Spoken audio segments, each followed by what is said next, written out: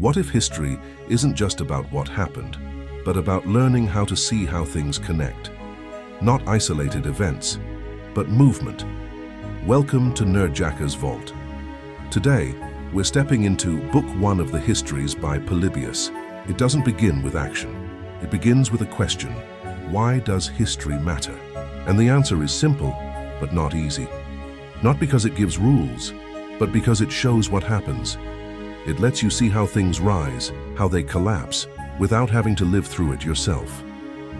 Polybius looks at earlier empires, the Persians, the Spartans, the Macedonians. Powerful but limited, each one grows, each one stops.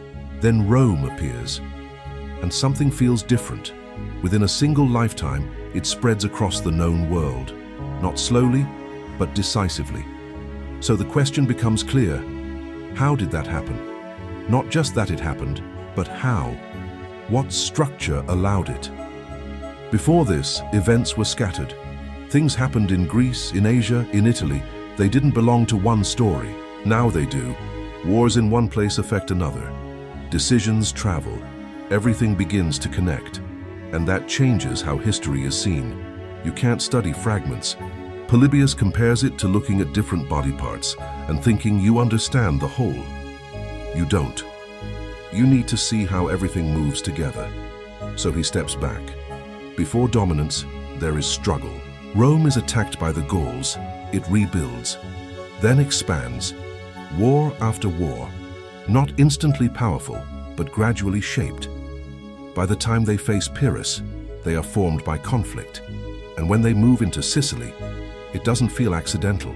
It feels like continuation. But Sicily changes everything, because now Rome meets Carthage, and the scale shifts. What was local becomes wider, more unstable. Even the decision to intervene isn't clean. The Mamertines ask for help, but they took the last city through violence. Rome had not supported similar actions before, so helping them feels inconsistent. But Carthage is growing, too close, too powerful, so Rome chooses, not perfectly but decisively, and that begins the First Punic War. From here, nothing resolves quickly. Battles happen, but they don't end things. Victories don't settle the war but continues it. At sea, Rome struggles. They don't know naval warfare. So they adapt. They copy enemy ships, train differently, turn weakness into something usable. That pattern repeats. They don't begin as masters, but they push through adjustment, through persistence. But even then, nothing is guaranteed. Storms destroy fleets, plans fail, an entire fleet is lost, not to enemies but to nature. And it feels like a reminder. That control is never final. This tension keeps building between ambition and limitation. Because Rome's rise isn't guaranteed, it could have failed more than once. Figures like Regulus show this. He rises, pushes forward, assumes victory, and then loses everything. Captured, reduced. And Polybius pauses there. Not to moralize, but to show something. That success doesn't secure anything. Fortune turns, and when it does, it reveals how fragile things are. So history becomes something else. Not prediction, but preparation. You don't study it to know what will happen. You study it to understand how quickly things can change. And slowly, a pattern forms. Events don't stand alone. They connect. Decisions echo. Outcomes become new beginnings. Even strong leaders aren't fully in control. They act, but they also react. They move within limits they didn't create. So history isn't controlled. It emerges from pressure, from interaction, from choices that don't always align. And because of that, it resists simple explanations. There's no single cause, no clean turning point. Everything belongs to a longer chain. From inside those moments, nothing feels clear. People act on what they think will happen, not what actually will. And that gap keeps appearing. Plans fail, assumptions break.